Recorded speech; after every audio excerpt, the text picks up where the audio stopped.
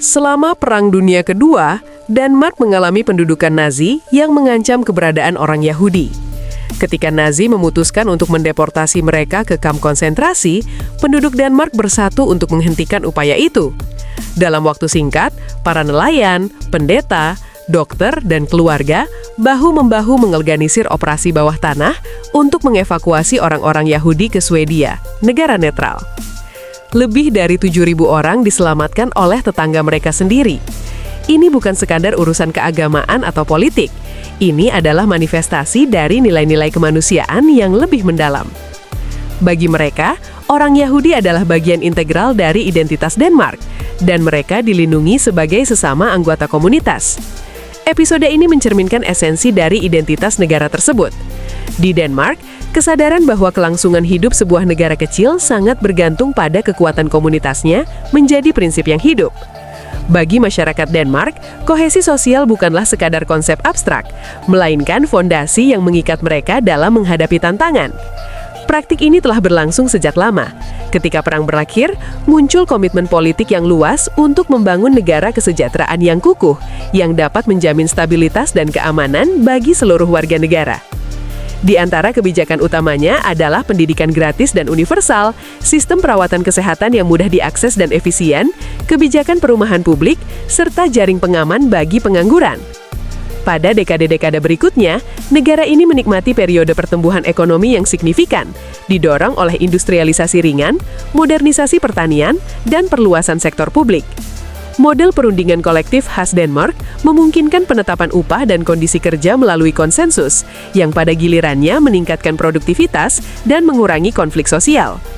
Pada pertengahan tahun 1960-an, Denmark telah menjadi contoh kemakmuran yang terbangun di atas kohesi sosial dan saling percaya. Masyarakat ini ditandai sebagai komunitas homogen, di mana hampir seluruh penduduk memiliki bahasa, agama, dan adat istiadat yang serupa, serta kontrak sosial yang jelas memberikan setiap individu tempat yang terukur dalam tatanan masyarakat. Sekilas, benteng itu tampak tak terkalahkan. Namun pertumbuhan ekonomi yang pesat menciptakan tekanan tak terduga. Denmark membutuhkan lebih banyak pekerja daripada yang bisa disuplai penduduknya sendiri. Oleh karena itu, pada tahun 1967, pemerintah menandatangani perjanjian perekrutan untuk pekerja asing dari Turki, Pakistan, dan Yugoslavia. Para pekerja ini dikenal sebagai hijarbaylar atau pekerja tamu, dengan asumsi mereka akan sementara mengisi posisi-posisi yang kurang menarik di sektor pabrik, pelabuhan, konstruksi, dan jasa, sebelum kembali ke negara asal mereka. Meskipun jumlah mereka awalnya kecil, secara bertahap terus meningkat. Pada tahun 1973, menjelang krisis minyak yang menghentikan program perekrutan ini, diperkirakan ada antara 30.000 hingga 40.000 pekerja asing di Denmark. Saat itu tidak tercipta ketegangan yang signifikan dalam masyarakat. Ekonomi sedang tumbuh, tingkat pengangguran rendah, dan fenomena ini masih dapat dikelola. Namun, apa yang semula dianggap sebagai solusi sementara bertransformasi menjadi titik awal pergeseran demografis yang akan membentuk dekade-dekade mendatang. Pada tahun 1980-an, imigrasi mengalami perubahan signifikan ketika para pendatang baru tidak lagi datang untuk bekerja, tetapi melarikan diri dari perang dan penganiayaan. Negara ini mulai menerima pengungsi dari Irak dan Iran yang terpaksa mengungsi akibat revolusi Islam tahun 1979. Selama perang yang berlangsung sepanjang dekade itu, warga Somalia juga tiba, melarikan diri dari konflik saudara yang meletus pada tahun 1988, diikuti oleh sejumlah warga Palestina dan Lebanon yang terdampak oleh ketidakstabilan di Timur Tengah. Pada tahun 1990-an, pecahnya Yugoslavia dan perang di Bosnia memaksa ratusan ribu orang untuk mengungsi, dan Denmark menampung puluhan ribu dari mereka. Imigrasi mulai beralih dari hal yang marginal menjadi isu yang signifikan. Di lingkungan kelas pekerja di kota-kota besar, komunitas asal luar negeri mulai terbentuk. Sebagian besar terkonsentrasi di kompleks perumahan umum yang luas. Meskipun lingkungan-lingkungan ini dirancang untuk mendorong kesetaraan, konsentrasi populasi justru menghasilkan efek yang sebaliknya. Di daerah-daerah ini, bahasa Denmark tidak lagi menjadi bahasa utama, dan adat istiadat setempat kehilangan pengaruhnya. Pasar tenaga kerja menjadi titik kritis. Tingkat pekerjaan di kalangan imigran secara konsisten lebih rendah dibandingkan warga Denmark, diakibatkan oleh kendala bahasa, kesulitan dalam mendapatkan pengakuan kualifikasi asing, dan kurangnya jaringan sosial.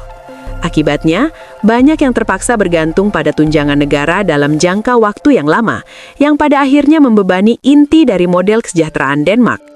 Sekolah menjadi lonceng peringatan kedua. Di sejumlah lingkungan, mayoritas anak-anak tidak berbicara bahasa Denmark, dan di beberapa sekolah, lebih dari 80% siswa berasal dari latar belakang imigran. Para guru melaporkan kesulitan dalam mengajarkan norma-norma dasar budaya kewarganegaraan Denmark, seperti ketepatan waktu, kesetaraan gender, dan rasa hormat terhadap otoritas. Apa yang awalnya dianggap sebagai multikulturalisme, kini mulai tampak seperti penciptaan komunitas paralel yang disertai dengan marginalisasi. Ketidakamanan semakin memperkuat kekhawatiran ini. Di beberapa area, polisi melaporkan peningkatan kehadiran kelompok-kelompok informal yang melaksanakan kontrol sosial, yang tidak hanya mencakup kejahatan, tetapi juga perebutan kendali wilayah. Di situasi ini, seluruh kawasan menjadi begitu menantang, sehingga polisi memerlukan bala bantuan hanya untuk masuk. Skala perubahan ini sangat jelas terlihat. Pada tahun 1985, hanya sekitar 3,3% dari populasi yang terdiri dari imigran atau anak-anak dari 2 orang tua imigran. Namun pada akhir tahun 1990-an, angka ini melonjak menjadi lebih dari 8%. Bagi negara kecil yang sangat homogen, dampak perubahan ini terasa cepat dan terkonsentrasi secara geografis. Apa yang awalnya dianggap sebagai masalah integrasi di lingkungan tertentu, segera berkembang menjadi perdebatan yang lebih luas mengenai kohesi nasional. Dalam konteks ini, pemilu 2001 menghasilkan koalisi kanan tengah yang dipimpin oleh Partai Liberal, Venstre, yang berkuasa hingga tahun 2011. Untuk pertama kalinya dalam 80 tahun, Partai Sosial Demokrat tidak lagi menjadi partai terbesar, dan imigrasi menjadi isu sentral dalam politik. Denmark pun memperketat undang-undang terkait suaka dan reunifikasi keluarga, mengurangi tunjangan keuangan bagi pendatang baru, memperketat persyaratan tempat tinggal, serta memperkenalkan kriteria yang bertujuan membatasi imigrasi dari luar Eropa. Pergeseran ini didasarkan pada gagasan bahwa kohesi sosial adalah sumber daya yang terbatas dan bahwa negara kesejahteraan harus bergantung pada adaptasi penuh pendatang baru untuk tetap berfungsi dengan baik. Namun argumen ini segera meluas melampaui kelompok sayap kanan radikal, dengan kekuatan politik lain, bahkan di kalangan kiri, mulai mengakui bahwa model pintu terbuka mengalami risiko dan perlu ada batasan yang ditetapkan. Denmark tidak lagi mempertimbangkan apakah harus membatasi imigrasi, melainkan berfokus pada sejauh mana dan dalam kondisi apa pembatasan itu harus dilakukan. Pada tahun 2010, negara itu melangkah lebih jauh dengan secara resmi memperkenalkan apa yang disebut sebagai daftar ghetto. Ini bukan sekedar label retoris, melainkan alat hukum dengan kriteria yang spesifik. Suatu lingkungan dianggap sebagai daerah kumuh jika lebih dari 50% penduduknya berasal dari luar negara-negara barat, jika tingkat penganggurannya lebih tinggi dari rata-rata nasional, jika tingkat pendidikannya rendah, dan jika angka kejahatannya melebihi rata-rata nasional. Keputusan ini menuai kontroversi. Sementara negara lain cenderung menghindari hubungan langsung antara imigrasi dan kejahatan, Denmark secara eksplisit mengaitkan kedua hal tersebut.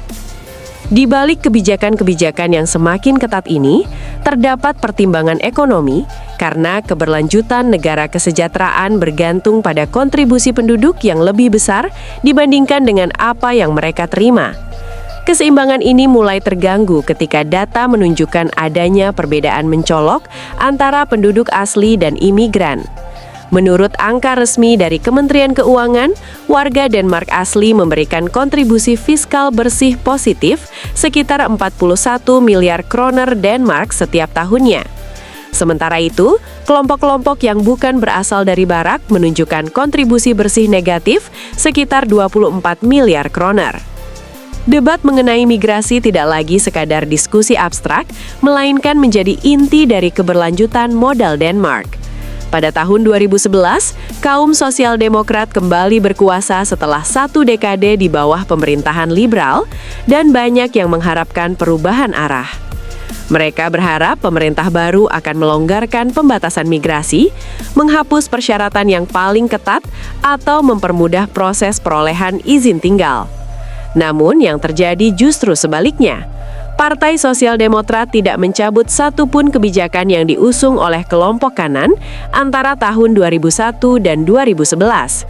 Mereka malah mempertahankan kebijakan tersebut dan bahkan memperkuatnya dalam beberapa aspek, memperketat akses terhadap kewarganegaraan dan mengaitkan tunjangan sosial dengan pencarian kerja aktif. Untuk pertama kalinya, kelompok kiri di Denmark secara terbuka menerima gagasan yang sebelumnya dianggap milik kelompok kanan. Tanpa kohesi sosial dalam integrasi pasar tenaga kerja, keberlanjutan negara kesejahteraan tidak mungkin tercapai. Dalam konteks ini, pada tahun 2015, puncak krisis migrasi Eropa, Denmark menerima lebih dari 21.000 permohonan suaka hanya dalam 1 tahun. Ini merupakan tekanan yang signifikan bagi negara dengan populasi hanya 6 juta jiwa dan sistem yang dirancang untuk stabilitas, bukan untuk mengatasi arus masuk besar-besaran. Sementara negara-negara Eropa lainnya berimprovisasi dalam mencari solusi, Denmark justru memperketat aturannya lebih jauh setelah kembalinya kelompok kanan tengah berkuasa, kini dengan konsensus politik yang luas. Tunjangan sosial bagi pencari suaka dikurangi, kontrol perbatasan diperketat, dan pesan yang dikomunikasikan adalah bahwa kohesi nasional harus menjadi prioritas utama. Pada tahun 2016, undang-undang yang kontroversial yang dikenal sebagai Undang-Undang Perhiasan disahkan, memungkinkan pihak berwenang untuk menyita uang tunai atau barang berharga dari para pemohon suaka. Tujuan resmi dari kebijakan tersebut adalah untuk mendorong para pengungsi membantu membayar biaya tinggal mereka sendiri, sekaligus menyampaikan pesan yang jelas bahwa Denmark bukanlah tujuan yang nyaman bagi mereka yang berharap untuk menetap di Eropa. Pemerintah bahkan menerbitkan iklan di surat kabar Lebanon yang secara eksplisit memperingatkan tentang pembatasan baru ini, sebagai upaya untuk mencegah calon pelamar sebelum mereka memulai perjalanan. Menghadapi krisis migrasi terbesar dalam beberapa dekade, Denmark tetap berpegang pada gagasan bahwa solidaritas memiliki batas dan bahwa kontrak sosial harus dilindungi, bahkan jika itu berarti mengorbankan langkah-langkah kontroversial seperti larangan burka dan nikab di ruang publik yang disahkan oleh parlemen pada tahun 2018. Keputusan ini menegaskan bahwa adaptasi budaya sebagai bagian dari integrasi bukanlah pilihan. Pada tahun 2018, daftar ghetto mencakup 29 lingkungan yang tersebar di kota-kota besar, dengan nama-nama seperti Volmos, Geller, dan Tinger menjadi sinonim bagi pengucilan, pengangguran, dan kekerasan. Ini adalah kantong-kantong perkotaan di mana aturan dan nilai-nilai umum telah kehilangan kekuatannya. Respons negara terhadap situasi ini sangat drastis. Rencana telah disetujui untuk merobohkan blok perumahan umum dan merelokasi keluarga yang tinggal di sana dengan tujuan mencampur komposisi demografis. Kejahatan yang terjadi di daerah-daerah ini mulai dikenakan hukuman yang lebih berat dibandingkan dengan wilayah lain di negara ini. Selain itu, negara mewajibkan anak-anak dari lingkungan tersebut untuk mengikuti penitipan anak umum sejak usia 1 tahun, minimal 25 jam seminggu, agar mereka dapat mempelajari bahasa Denmark dan nilai-nilai sosial dasar. Keluarga yang tidak mematuhi ketentuan dapat mengalami pengurangan tunjangan. Rencana ini sangat jelas, menghapus kantong-kantong komunitas asing di dalam negeri dan menetapkan target bahwa pada tahun 2030, tidak ada lingkungan yang memiliki lebih dari 30% penduduk non-Barat. Pada tahun 2019, Partai Sosial Demokrat kembali berkuasa setelah kampanye pemilihan yang berfokus pada janji untuk mempertahankan dan bahkan memperkuat pembatasan migrasi yang diberlakukan oleh kelompok sayap kanan. Janji tersebut dipersonifikasikan oleh Mette Frederiksen yang memahami perubahan budaya yang dialami negara itu lebih awal daripada yang lain. Langsung, pragmatis, dan berani menantang dogma ideologis, ia menghadirkan pesan yang jelas kepada para pemilih. Melindungi model sosial Denmark berarti mengendalikan siapa yang diperbolehkan masuk.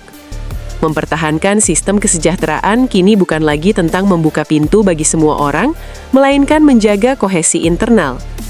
Dengan kekuasaan di tangannya, Denmark mendorong tujuan politik untuk mengurangi permohonan suaka hingga 0. Ini bukan sekedar tentang memperketat persyaratan atau mempercepat proses deportasi. Ini merupakan upaya untuk mengubah logika sistem secara total. Sejak saat itu, imigrasi melalui suaka tidak lagi dipahami sebagai jalan menuju kehidupan baru di Denmark, melainkan sebagai bentuk perlindungan sementara dengan harapan eksplisit untuk kembali ke negara asal secepat mungkin. Mereka yang mendapatkan perlindungan tidak lagi diberikan status tetap, melainkan izin sementara selama 1 atau 2 tahun yang tunduk pada peninjauan berkala. Setiap kasus dievaluasi ulang dan jika situasi di negara asal membaik, perlindungan dapat dicabut. Pada tahun 2021, Denmark mencabut izin tinggal 453 pengungsi Suriah dengan alasan resmi bahwa daerah-daerah seperti Damaskus dan sekitarnya tidak lagi dianggap cukup berbahaya untuk terus menawarkan perlindungan internasional. Menurut pemerintah, jika perang telah mereda di daerah-daerah tersebut, maka kewajiban kemanusiaan dianggap telah terpenuhi. Mereka kemudian dipindahkan ke pusat-pusat keberangkatan, fasilitas dengan hak terbatas, di mana mereka harus menunggu hingga dapat dideportasi atau setuju untuk pergi secara sukarela. Perubahan ini tidak hanya bersifat hukum, tetapi juga mencerminkan doktrin baru, dengan bahasa resmi yang beralih dari pembahasan integrasi ke penekanan pada kemandirian dan kepulangan. Tujuannya bukan lagi untuk mengubah pendatang baru menjadi warga negara Denmark di masa depan, melainkan untuk memastikan mereka mampu menghidupi diri sendiri selama tinggal dan siap untuk kembali secepat mungkin. Sebagai bagian dari doktrin baru ini, negara mulai menawarkan uang bagi yang bersedia pergi. Setiap imigran atau pengungsi yang memiliki izin tinggal dapat meminta kompensasi finansial untuk kembali secara sukarela ke negara asal. Pemerintah akan menanggung biaya perjalanan dan memberikan kompensasi hingga 225.000 kroner Denmark atau sekitar 30.000 euro untuk mendukung reintegrasi. Jika seseorang tidak memiliki prospek jangka panjang di Denmark, dari perspektif negara, lebih baik membayar biaya kepulangan mereka daripada terus mendukung mereka tanpa batas melalui sistem kesejahteraan. Ini bukan sekedar penyesuaian kecil, ini merupakan perubahan paradigma dalam pendekatan imigrasi yang lebih menuntut dan selektif, yang dibangun di atas 3 pilar utama. Pilar pertama adalah integrasi.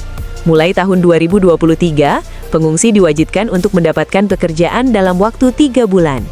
Tujuan ini bukan lagi untuk belajar terlebih dahulu melalui program pelatihan atau mempelajari bahasa Denmark sebelum melakukan aktivitas lain.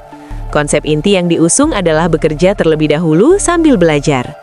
Integrasi bukanlah suatu tindakan sukarela, ini merupakan syarat untuk mengakses sistem kesejahteraan. Mereka yang tidak mematuhi ketentuan tersebut akan mengalami pengurangan atau bahkan pemutusan tunjangan. Pilar kedua menekankan bahwa kewarganegaraan merupakan tujuan yang sulit dicapai. Menjadi warga negara Denmark bukanlah hak otomatis. Ini adalah proses yang panjang dan menantang yang biasanya memerlukan waktu tinggal resmi antara 9 hingga 12 tahun. Selain itu, pelamar diwajibkan untuk lulus tes bahasa tingkat lanjut, tes tambahan mengenai sejarah dan budaya Denmark, serta menunjukkan kemandirian ekonomi. Catatan kriminal mereka juga akan diperiksa dengan cermat. Pilar ketiga memuat pembatasan ketat terhadap reunifikasi keluarga yang membuat proses membawa kerabat sangat dibatasi. Untuk mengajukan permohonan reunifikasi, seseorang harus berusia minimal 24 tahun, memiliki penghasilan dan tempat tinggal sendiri, serta menyetor jaminan sebesar 59.000 kroner Denmark, sekitar 7.700 euro. Selain itu, terdapat waktu tunggu yang panjang, yang dalam praktiknya berarti bahwa banyak reunifikasi tidak pernah terwujud. Kedepan Denmark berencana untuk memperdalam logika ini. Pada tahun 2022, Parlemen mengesahkan undang-undang yang memungkinkan pengalihan penuh proses suaka kepada pihak luar. Berdasarkan hukum ini, seseorang yang mengajukan permohonan suaka di Denmark dapat dikirim ke negara ketiga yang aman seperti Rwanda, di mana pemerintah telah menandatangani perjanjian agar proses permohonan mereka dilakukan di sana, bukan di wilayah Denmark. Pesan ini sangat jelas, suaka tidak lagi menjamin akses otomatis ke negara tersebut. Meskipun klaim tersebut disetujui, Denmark tidak diwajibkan untuk memberikan izin tinggal, dan perlindungan dapat dialokasikan di negara tempat pusat pemrosesan. Bagi pemerintah, tujuan utama adalah mengurangi insentif bagi pengungsi untuk secara fisik mencapai Denmark sebagai pintu masuk ke sistem kesejahteraan. Langkah-langkah ini telah membuahkan hasil yang nyata. Pada tahun 2024, Denmark mencatat jumlah persetujuan suaka terendah dalam sejarahnya dengan hanya 864 orang yang diterima, menjadikannya salah satu angka terendah di seluruh Uni Eropa. Namun hasil tersebut mencolok, sejalan dengan pergeseran politik yang mendasarinya. Dalam beberapa tahun terakhir, frustasi publik terhadap imigrasi di sebagian besar Eropa telah memicu munculnya partai-partai sayap kanan yang memanfaatkan isu ini sebagai panji kampanye utama. Namun situasi di Denmark berbeda. Di sana, agenda migrasi yang ketat tidak hanya dikuasai oleh sayap kanan, malah diadopsi oleh Partai Sosial Demokrat. Ini adalah langkah yang tak terduga, mengingat partai yang secara tradisional diasosiasikan dengan kebijakan terbuka dan humaniter, kini memutuskan untuk memperketat posisinya terhadap imigrasi, mengadopsi ide-ide yang sebelumnya menjadi ciri khas Partai Rakyat Denmark yang nasionalis. Melalui langkah ini, konsensus anti-imigrasi semakin kuat di kancah politik Denmark. Sampai jumpa!